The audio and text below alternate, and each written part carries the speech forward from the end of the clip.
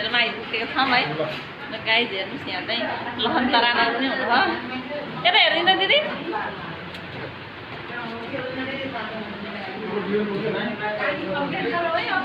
Update गरौँ न उहाँ चाहियो भनेर म्यासेज आइरहेको काम हेरिसकेर।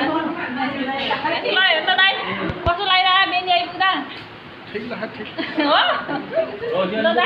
एकदम राम्रो असाध्यै ला खाइन नि खाइन अब लाग्छ अब लाग्छ नि के छ